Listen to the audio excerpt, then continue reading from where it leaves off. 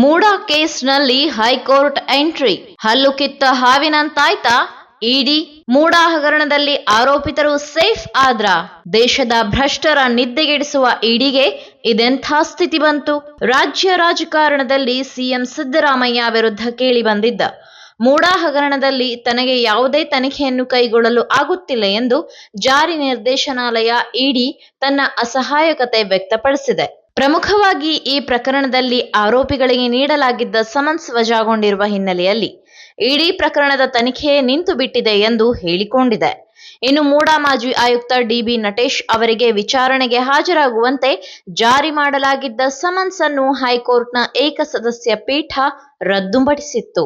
ಇನ್ನು ಮೂಡಾ ಮಾಜಿ ಆಯುಕ್ತ ಡಿಬಿ ನಟೇಶ್ ಅವರಿಗೆ ವಿಚಾರಣೆಗೆ ಹಾಜರಾಗುವಂತೆ ಜಾರಿ ಮಾಡಲಾಗಿದ್ದ ಸಮನ್ಸ್ ಅನ್ನು ಹೈಕೋರ್ಟ್ನ ಏಕಸದಸ್ಯ ಪೀಠ ರದ್ದುಪಡಿಸಿತ್ತು. ಇದನ್ನು ಪ್ರಶ್ನಿಸಿ ಇಡಿ ಸಲ್ಲಿಸಿರುವ ಮೇಲ್ಮನವಿ ಅರ್ಜಿಯ ವಿಚಾರಣೆಯು ಹೈಕೋರ್ಟ್ ವಿಭಾಗೀಯ ಪೀಠದಲ್ಲಿ ನಡೆಯಿತು. ನಾವು ಪ್ರಮುಖ ಆರೋಪಿಗೆ ಸಮನ್ಸ್ ನೀಡಲು ಬರುವುದಿಲ್ಲ.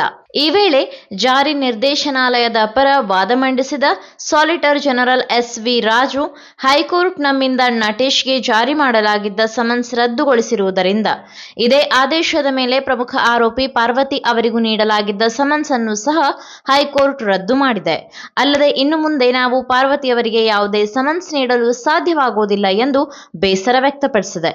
ಇನ್ನು ನಟೇಶ್ ಅವರಂತೆ ಭವಿಷ್ಯದಲ್ಲಿ ಹಲವು ಪ್ರಕರಣಗಳ ಆರೋಪಿಗಳಿಗೆ ನ್ಯಾಯಾಲಯದಿಂದ ಲಾಭವಾಗುವಂತೆ ದಾರಿ ಮಾಡಿಕೊಟ್ಟಂತಾಗುತ್ತದೆ ಎಂದು ಕಳವಳ ವ್ಯಕ್ತಪಡಿಸಿದ್ದಾರೆ. ನ್ಯಾಯಾಲಯದ ಈ ಆದೇಶವು ನಮ್ಮ ಕೈಗಳನ್ನು ಲಾಕ್ ಮಾಡಿದಂತಾಗಿದೆ.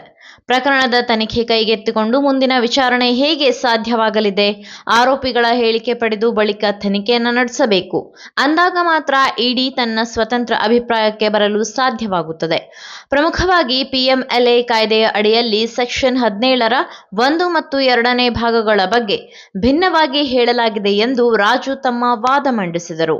ಅಂದಹಾಗೆ ಮೂಡಾ ಹಗರಣದಲ್ಲಿ ನಿಯಮಗಳನ್ನು ಉಲ್ಲಂಘಿಸಿ ಅಕ್ರಮವಾಗಿ ಸೈಟ್ಗಳನ್ನು ಪ್ರಭಾವಿಗಳಿಗೆ ಹಸ್ತಾಂತರಗೊಳಿಸುವಲ್ಲಿ ಆರೋಪಿತ ಅಧಿಕಾರಿಯ ಪಾತ್ರ ನೇರವಾಗಿದೆ.